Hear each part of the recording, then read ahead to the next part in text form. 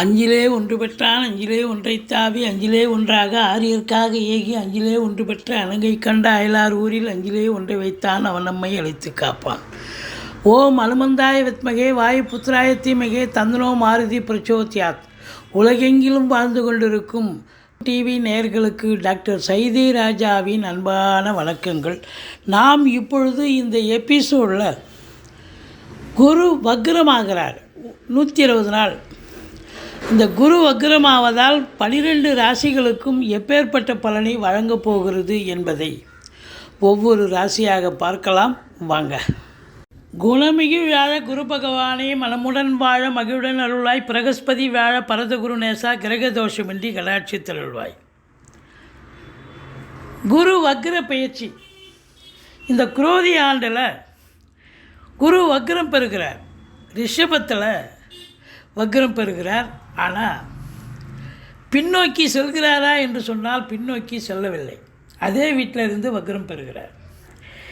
அப்போது ஒரு கிரகம் வக்ரம் பெறுகிறது என்று சொன்னால் நேர்கதியில் செல்லும்பொழுது அதனுடைய பலன் நன்றாக இருக்கும், சுப பலனை தருவார். வக்ரகதியில் போகும்பொழுது அந்த பலன் நேரடியாக, அதாவது எதிர்ப்பாக அமையும் அப்படின்னு சொல்லலாம். இந்த குரு பொறுத்தவரையிலே இல்லைன்னு சொன்னாலே, குரு இருக்கிறதுலையே மிக மிக சுபத்தன்மை வாய்ந்த ஒரு கிரகம். குரு இருக்கிற இடமும் நல்லது செய்வார், பார்க்குற இடம் கோடி புண்ணியன்னு சொல்லி கேள்விப்பட்டிருக்கீங்க. குருவுக்கு தான் இருக்கிற இடத்துல இருந்து 5ஆம் இடம், 7ஆம் இடம், 9ஆம் இடத்தை குரு பார்க்குறார்.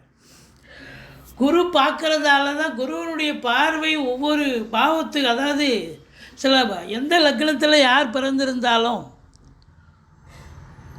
குருவனுடைய பார்வை இருக்குது பாருங்கள். ஏதாவது ஒரு 3 பாவத்தை பார்க்கும். அதனால் அப்படி இருக்கும் பட்சத்தில் ஓரளவுக்கு நன்மைகள் நடைபெறும் அப்படின்னு சொல்லலாம். குருவுக்கு தேவகுரு அப்படின்னு பேர். குருவுக்கு பல பெயர்கள் இருக்கிறது. அந்தணன், பொன்னன், வியாழன், பிரகஸ்பதி அப்படின்னு சொல்லுவாங்க. என்னன்னா ஒருவருடைய ஜாதகத்தில், பிறப்பு ஜாதகத்தில் குரு தனித்து இருக்கக்கூடாது. அந்தணன் தனித்திருக்கையில் அவதிகள் மெத்த உண்டு. யார் கூடயாவது இன்னொரு கிரகத்தோடு சேர்ந்து இருந்தார்னு சொன்னால் குரு ரொம்ப, இன்னொரு சுப கிரகத்தோடு சேர்ந்து இருந்தார்னு சொன்னால் ரொம்ப பிரமாதமாக ஒர்க் அவுட் ஆகும். இந்த குரு பார்வை கோடி நன்மைன்னு சொன்னோம் இல்லையா. இப்போது யாரோ ஒருத்தருக்கு ஒரு லக்னம் போயிட்டுருக்கோம். அந்த லக்னத்துக்கு ஒரு தசாபுத்தி போகும் ஒருத்தருக்கு. எந்த தசாபுத்தி, அதை ஒரு கடக லக்னம்னு வைங்க, செவ்வாய் என்னுடைய தசாபுத்தி போகுது அப்படின்னா, செவ்வாயை குரு பார்த்தாலோ குரு சேர்ந்தாலோ அந்த நடக்கிற தசாபுத்தியை, புத்திநாதனை குரு பார்க்குறார், இல்லை குரு சேர்ந்திருக்கிறார், இல்லை குரு சாரம் பெற்றிருக்கிறார். இப்படி இருந்ததுன்னு சொன்னாலே அந்த தசா புத்தி ரொம்ப நல்லா இருக்குங்க, ரொம்ப அமக்கலமாக இருக்கும். அப்படி இந்த குருவனுடைய நிலை பார்த்திங்கன்னா, ஒரு தீய கிரகம் இருக்குது, தீய கிரகத்தினுடைய தசாபுத்தி நடக்குது.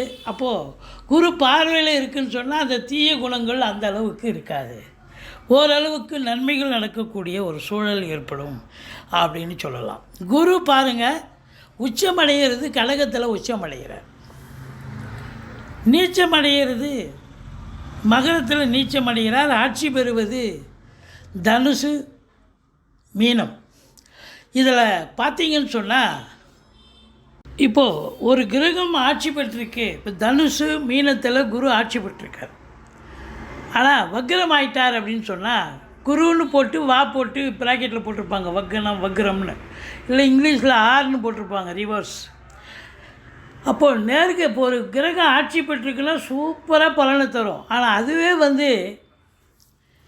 வக்ரம்னு போட்டாங்க அப்படின்னு சொன்னால் அது நீச்ச பலனை தரும், சரியான ஒரு பலனை எதிர்பார்க்க முடியாது. அதுபோல் உச்சம் பெற்ற கிரகம், இப்போ கடகத்தில் உச்சம் பெறுகிறார் அப்படின்னா, வக்ரம் பெறுகிறார், அந்த குரு வக்ரம் ஆயிட்டார்னு சொன்னால் அப்போது நீச்ச பலனை தருவார். இப்போ மகரத்தில் குரு நீச்சமாக இருக்காருன்னு வைங்க, அப்போ அவர் வக்ரமாக இருந்தால் என்ன பலனை தருவார்? அது பார்த்திங்கன்னு சொன்னால் உச்ச பலனை தருவார். அப்படியே ஆப்போசிட்.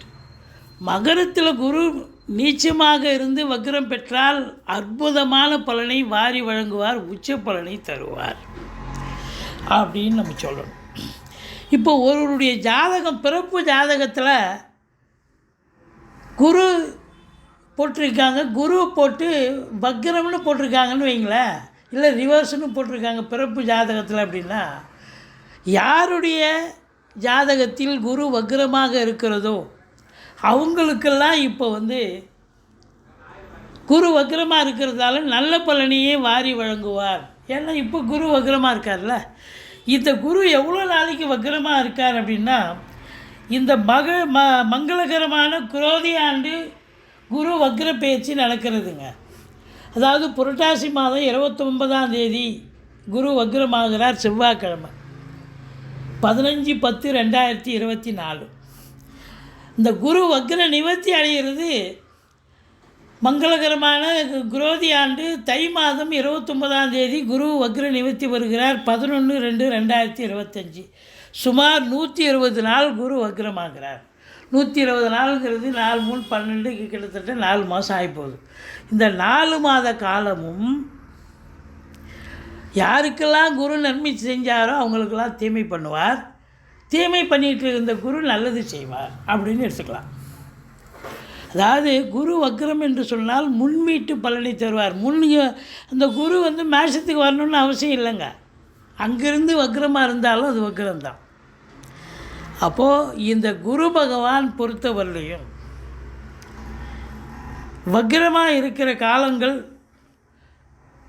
இந்த 120 நாள் 15/10/2024 11/2/2025 வரைக்கும் சுமார் 120 நாள். யாருக்கெல்லாம் பிறப்பு ஜாதகத்தில் பர்த் சார்ட்டில் குரு வக்ரமாக இருக்கோ அவங்களுக்கெல்லாம் யோகமான நாள் எடுத்துக்கலாம். நீங்கள் எந்த லக்னமாக இருங்க, எந்த ராசியாக இருங்க, குரு வக்ரமாக இருக்கா கண்டிப்பாக உங்களுக்கு யோகமாக அமையும். இந்த 120 நாளில் எதுலாம் நடக்காதுன்னு நினைக்கிறீங்களோ அதெல்லாம் நடக்கும், நடந்து முடிந்து விடும், சக்ஸஸாக நடக்கும் அப்படின்னு எடுத்துக்கலாம். இப்போது இந்த குரு பகவானுடைய வக்ர ஆகுது இல்லையா, ஒவ்வொரு ராசிக்கும் எப்பேற்பட்ட பலனை வழங்கப் போகிறது 12 ராசிக்கும் அப்படின்னு பார்க்கலாம் வாங்க. தனுசு ராசி காலபுருஷனுக்கு 9வது ராசி.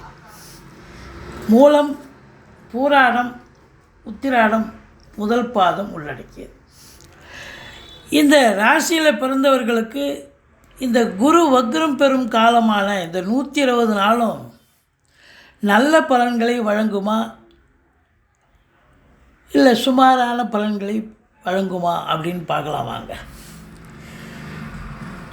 முதல்ல ராசிநாதன் 6ஆம் இடத்துல மறைஞ்சது சரியில்லை, ஆனால் மறைஞ்சி வக்ரம் பெறுகிறார் பாருங்கள், இது சூப்பர். அப்போ இந்த தனுசு ராசி அன்பர்களுக்கு இந்த 120 நாளும் நல்லது நடக்குமானா கண்டிப்பாக நல்லது நடக்கும். இது இனிமையான அற்புதமான தகவல். ஏன்னா 6ஆம் இடத்துல போய் கிரகம் மறையக்கூடாது, மறைஞ்சிருந்து வக்ரம் பெற்றால் முன்வீட்டு பலனை தரும் அப்படின்னு ஒரு கணக்குங்க.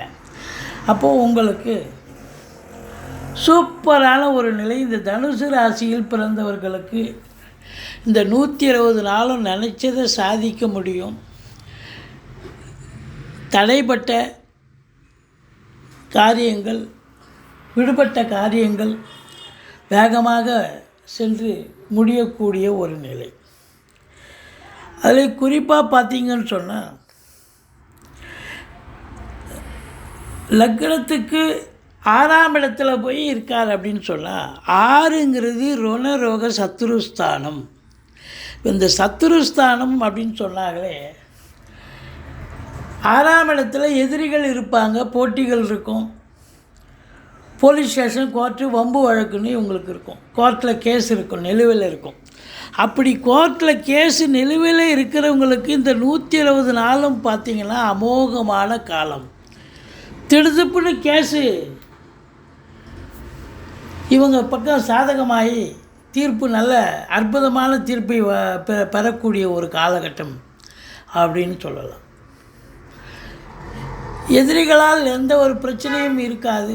கடன் சுமை இருந்தால் ஓரளவுக்கு அது இதுவாக இருக்கும். ஜாக ஆரோக்கியத்துலேயும் பிரச்சனை இருக்காது அப்படின்னு சொல்லலாம். உங்களை பொறுத்தவரையிலையும் இழந்த கௌரவத்தை மீண்டும் பெறக்கூடிய ஒரு தருணம் இது. மற்றவர்களால் பாராட்டப்படுவீர்கள். சமூகத்தில் பேரு புகழ் அந்தஸ்து கிடைக்கக்கூடிய காலம். இந்த 4ஆம் இடத்து அதிபதி என்று சொல்ல 4க்கும் ஆதிபத்தியம் குரு. அப்போது பிள்ளைகளுடைய கல்வி படிப்பு இதெல்லாம் பார்த்திங்கன்னா மிக சிறப்பாக இருக்கும். பிள்ளைகளுடைய வளர்ச்சி, தேக ஆரோக்கியம், அயல்நாட்டு கல்வி. தாய்க்கு தேக ஆரோக்கிய குறைவு இருந்திருக்கலாம். இப்போ தேக ஆரோக்கியம் நன்றாக இருப்பார்கள், நலமோடு இருப்பார்கள். தாய் வழி சொந்தங்கள் அனுகூலமாக இருக்கும். அசையா சொத்துக்கள் மூலம் வருமானம் கிடைக்கும். வண்டி வாகனங்கள் ஆதாயத்தை தரும். மொத்தத்தில் பார்க்கும் பொழுது ஒரு சிலர் வீடு வாங்க, மனை வாங்க, தோட்டத்துறவு வாங்க ஒரு அற்புதமான காலகட்டமாக இது அமையும் அப்படின்னு சொல்லலாம். இருந்த போதிலும் சனி பார்வை 5ஆம் இடத்தை விழுவதால் பூர்வீகத்தில் பிரச்சனைகள் வரலாம். குலதெய்வ வழிபாடு பண்ணுங்கள். பிள்ளைகளுக்கும் உங்களுக்கும் கான்ட்ரவர்சி வரும், எச்சரிக்கையோடு இருங்க. மற்றபடி ஏதோ ஒரு காரணத்தால் உங்களுக்கு சந்தோஷ குறைவு ஏற்படும் இந்த சனி பார்வை இருக்கிறதால. ஆக்சுவலாக குரு இப்போ சாதகமாக இருக்கிறார். இருந்தாலும் சனியினுடைய நிலை இந்த 120 நாளும் உங்களுக்கு சரியில்லாத நிலை இருக்கிறதால அப்போ ஒரு சந்தோஷ குறைவு ஏற்படும். தந்தைக்கு இடர்பாடுகள் வரும். தந்தை வழி சொந்தங்களுக்கும் உங்களுக்கும் கான்ட்ரவர்சி இருக்கும். தந்தைக்கு தேக ஆரோக்கிய குறைவு ஏற்படும். வெளிநாடு போகணும்னு நினைக்கிறவங்களுக்கு ஒரு காலதாமதம் ஏற்படலாம். மற்றபடி தொழிலில் வளர்ச்சி ஏற்பட்டு நல்ல இரட்டிப்பு வருமானத்தை பார்க்கலாம். தொழிலில் கேட்குற இடத்துல கடனை வாங்கி தொழில் விரிவாக்கம் பண்ணுங்கள். தொழில் சிறப்பாக அமையும். செலவினங்கள் ஏற்பட்டாலும் உங்களுக்கு சுப செலவுகளே ஏற்படக்கூடிய ஒரு காலகட்டம். நல்ல பணவரவு, பொருள் வரவு இருந்த போதிலும் குடும்பத்தில் கொஞ்சம் பார்த்து செலவு பண்ணுங்கள். அப்புறம் செலவு பண்ணிவிட்டு ஐயோ இதுக்கு போய் தேவையில்லாமல் செலவு பண்ணிட்டோமேன்னு வருத்தப்படக்கூடாது. குடும்ப உறுப்பினர்களிடையே கூட கருத்து வேறுபாடு வரலாம், எச்சரிக்கையோடு இருந்துங்க. மற்றபடி உங்கள் பிறப்பு ஜாதகத்தில் இந்த குரு வக்ரமாக இருந்தது. இப்போ தனுசு ராசி அன்பர்களுக்கு எந்த லக்னமாக இருக்கட்டும், உங்கள் லக்னம் எந்த இடத்துல வேணாலும் குரு உங்கள் பிறப்பு ஜாதகத்தில் குரு வக்ரம்னு இருந்தாலும் பரவாயில்லை. இந்த குரு வக்ரம் உங்கள் பிறப்பு ஜாதகத்தில் இருக்கா, இந்த 120 நாளும் உங்களுக்கு நீங்கள் சாதிக்க போகிறீங்க, சரித்திரம் படைக்க போகிறீங்க. உங்கள் கோர்ட்டில் கேஸ் ஏதாவது நிலுவையில் இருந்தால் அது கண்டிப்பாக சக்ஸஸ் ஆகும், டெஃபினட்டாக. இது மட்டும் இல்லை, எதிர்ப்புகள் அலுவலகத்திலையும் இல்லை மற்ற எதிர்ப்புகள் இருந்தாலும் விலகும். தேக ஆரோக்கியம் உங்களுக்கு மேம்பாடு அடையும் அப்படின்னு சொல்லலாம். மற்றபடி குரு தட்சிணாமூர்த்தியை வழிபாடு செய்யுங்கள். வாழ்க்கை வளமோடும் நலமோடும் அமையும்.